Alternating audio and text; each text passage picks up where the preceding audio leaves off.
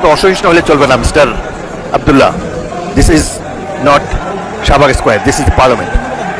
এখানে ধৈর্য ধরে অপেক্ষা করতে হবে, শুনতে হবে।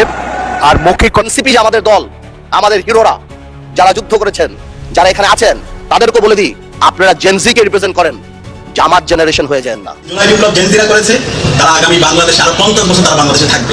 আপনারা কিন্তু চলে যাবেন যে ঘুরে স্থাপনের আগেই উনি লাফ মেরে দাঁড়ায় গেছেন বিরোধিতা করার জন্য। Let us be respectful to the members of the opposition bench. আমরা ইনশাল্লাহ আপনারা কালকেই দেখবেন যে আমরা কি করি। এখন কথা হচ্ছে যে আমরা কি আন্দোলন গড়ে তুলবো?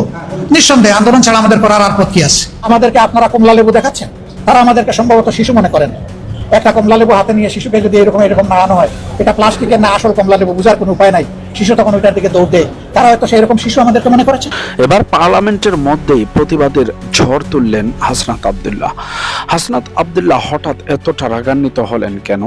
শেষ পর্যন্ত স্পিকার বললেন, এটা এত অসহিষ্ণু হলে হবে না, এটা শাহবাগ চত্বর নয়, এটা পার্লামেন্ট। কিন্তু এই যে স্পিকারের সামনে এমন আচরণ কেন করলেন হাসনাত আব্দুল্লাহ? দর্শক, এর পিছনে রয়েছে গোপন কিছু রহস্য বা তথ্য। একদিনে কিংবা একবারের বক্তব্যতে হাসনাত আব্দুল্লাহ এতটা রাগান্বিত হননি।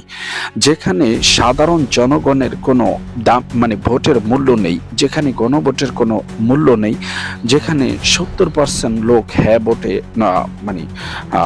জয়যুক্ত করেছে, সেখানে কেন তাদের কথার কোনো মূল্য থাকবে না? যেই সংসদে সাধারণ জনগণের কোনো মূল্য থাকে না, সেই সংসদ নিয়ে এবার চরম প্রশ্ন তুলেছেন এই হাসনাত আব্দুল্লাহ। হাসনাত আব্দুল্লাহর এমন বক্তব্যে তোলপাড় সৃষ্টি হয়ে গিয়েছে এবং সেই সাথে যা বললেন আন্দালিব পার্থ, সেটিও রীতিমতো অবাক করার মতো। দর্শক, বিস্তারিত দেখুন আজকের এই ভিডিওতে। এরকম নিত্য নতুন ভিডিও পেতে অবশ্যই চ্যানেলটিকে সাবস্ক্রাইব করে পাশে রাখা বেল বাটনটি। আমরা ইনশাল্লাহ আপনারা কালকেই দেখবেন যে আমরা কি করি। এখন কথা হচ্ছে যে আমরা কি আন্দোলন গড়ে তুলবো? নিঃসন্দেহে আন্দোলন ছাড়া আমাদের করার আর পথ কি আছে? আন্দোলন আমরা করব, জনগণকে সাথে নিয়েই করব। তবে আমি বলেছি যে আমাদের 11টি দল আমরা একত্রে বসে, দ্রুতই আমরা বসছি এবং বসে আমরা আমাদের সিদ্ধান্তগুলো নেব, আপনাদের মাধ্যমেই আমরা জানাবো। আপনারা সেই বৈঠকেরও খবর পাবেন। আমাদেরকে আপনারা কমলা লেবু দেখাচ্ছেন, তারা আমাদেরকে সম্ভবত শিশু মনে করেন। একটা কমলা লেবু হাতে নিয়ে শিশুকে যদি এরকম নাড়ানো হয়, এটা প্লাস্টিকের না আসল কমলা লেবু, বোঝার কোনো উপায় নাই। শিশু তখন ওইটার দিকে দৌড় দেয়, তারা হয়তো সেই রকম শিশু আমাদেরকে মনে করেছে।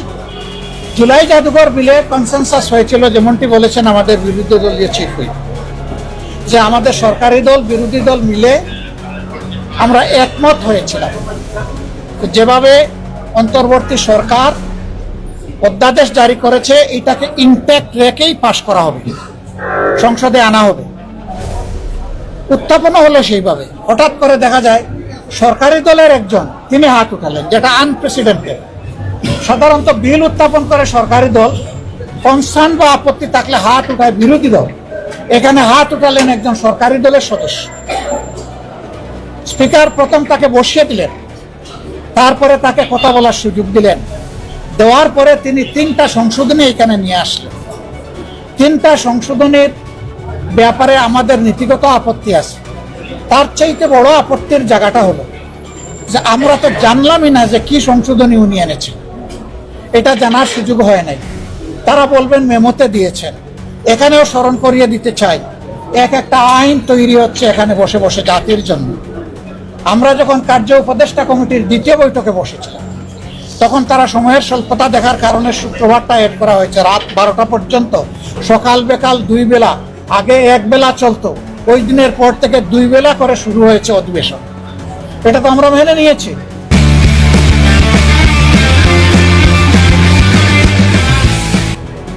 সেই 2 বেলা শুরু হওয়া অধিবেশন চলছিল, কনসেনসাসও চলছিল, আমরা সহযোগিতা করে যাচ্ছিলাম, আপনারা দেখেছেন। আজকে স্পিকার মহোদয় স্বীকার করেছেন, সবাই স্বীকার করেছে। কিন্তু হঠাৎ করে এটা এনে একটা দলীয় শেপ দেওয়ার চেষ্টা করা হয়। বলা হলো এটা মন্ত্রণালয় যেহেতু এটা তদারকি করবে, কাজেই মন্ত্রী না থাকলে এটা হবে কিভাবে। পরে তারা খোলামেলা বলেই ফেললেন, যদি এখানে সরকারি দলের নিয়ন্ত্রণ না থাকে তাইলে এটা চলবে কিভাবে। এমনকি আমাদেরকে বুঝ দেওয়ার জন্য এটাও বলে ফেললেন যে আজকে আপনারা বিরোধী পক্ষে বসেছেন, আগামীতে তো আপনারা সরকারি দলেও আসতে পারেন, তখন এই সুবিধাটা আপনারাও নেবেন। আমরা বললাম সেম, আমরা এখানে সুবিধা নেওয়ার জন্য আসিনি, আমরা এসেছি জনগণের অধিকার প্রোটেক্ট করার জন্য। ওরকম হলেও আমরা এটা চাই না।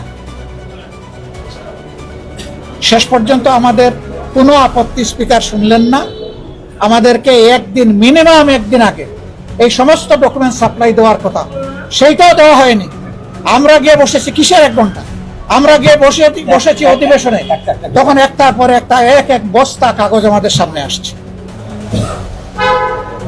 তাহলে আমরা যেটা দেখলাম না, যেটা শুনলাম না, যেটা নিয়ে চিন্তা করলাম না, সেখানে আমরা রায় দেই কিভাবে? তারপরেও যেহেতু সরকারি দল বিরোধী দল মিলে বিশেষ কমিটি হয়েছিল এবং যে সমস্ত বিষয়ে তারা একমত হয়েছেন, আমরা তাদের উপরে আস্থা রেখেছি। কিন্তু শেষ মুহূর্তে এসে এই আস্থাটাও সরকারি দল ভঙ্গ করেছে। তারা যুক্তি দেখালেন মন্ত্রী ছাড়া সকল সদস্যই বেসরকারি। ওয়েল, কিন্তু যদি বেসরকারি হয়ে থাকেন তাহলে আপনি সংস্কৃতি মন্ত্রী, আপনি এটা গ্রহণ করলেন কেন? আপনি গ্রহণ করার মাধ্যমে তো আর এটা বেসরকারি থাকলো না, এখন তো আপনার মেমো হিসাবে এটা আসলো। আপনি তো আর বেসরকারি বলতে পারেন না। আমরা যখন তাকে ধরলাম, তিনি বক্তব্য উঠে বললেন আমিও জানতাম না। Who knows?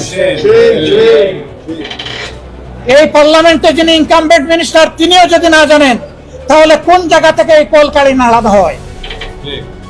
এইভাবে একটা গণতান্ত্রিক পার্লামেন্ট চলতে পারে? এনসিপি যে আমাদের দল, আমাদের হিরোরা, যারা যুদ্ধ করেছেন, যারা এখানে আছেন, তাদেরকে বলে দিই, আপনারা জেনজি কে রিপ্রেজেন্ট করেন, জামাত জেনারেশন হয়ে যান না।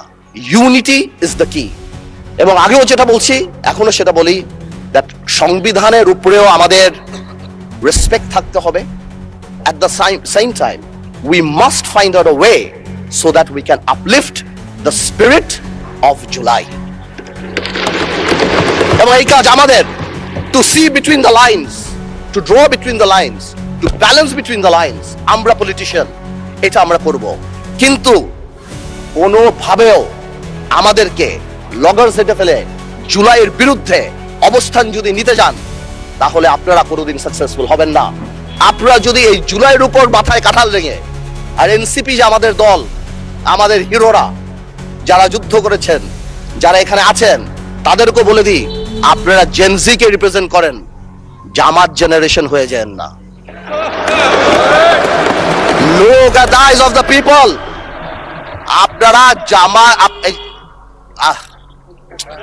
স্পিকার, না না, নতুন স্পিকার, মাননীয় সদস্য, আপনি বলতে থাকেন। আমি বলতে স্পিকারকে অ্যাড্রেস করেন, স্পিকারের দিকে তাকান। আমি আমার এনসিপির ভাইদের বলতে চাই, জুলাই বিপ্লব জেনজিরা করেছে, তারা আগামী বাংলাদেশে আরো 50 বছর তারা বাংলাদেশে থাকবে। আপনারা কিন্তু চলে যাবেন, যে বুড়া জেনারেশন আছেন, যে মুরব্বী জেনারেশন আছেন, আপনারা কিন্তু চলে যাবেন। এখন আপনারা কি চান আপনারা ঘৃণার পাত্র হিসেবে থাকবেন, নাকি আপনারা চান আপনাদেরকে সারা জীবন শ্রদ্ধার সাথে স্মরণ রাখবে? উপস্থাপনের আগেই উনি লাফ মেরে দাঁড়ায় গেছেন বিরোধিতা করার জন্য। Let us be respectful to the members of the opposition bench. My lord, মাননীয় সংসদ সদস্য এতটাই হাইপার ছিলেন যে আমি এই উপস্থাপনের আগেই উনি লাফ মেরে দাঁড়ায়। দর্শক, এতক্ষণ পর্যন্ত আপনারা যে ভিডিওগুলো দেখলেন, হাসনাত আব্দুল্লাহর প্রতিবাদ এবং জামাতে আমিরের কঠিন আন্দোলনের কর্মসূচি ঘোষণা, মানে খুবই ভয়ঙ্কর পরিস্থিতির শিকার হচ্ছে নাকি বাংলাদেশ, এবং সাধারণ জনগণ আবারও কতজনকে রাজপথে জীবন দিতে হয় সেটি এখন দেখার অপেক্ষা। দর্শক, আমরা চাই না নতুন করে আবারও বাংলাদেশের জনগণকে জীবন দিতে হোক, এর আগে যেন সংসদে কোনো ফয়সালা হয়। আজকের মতো এখানে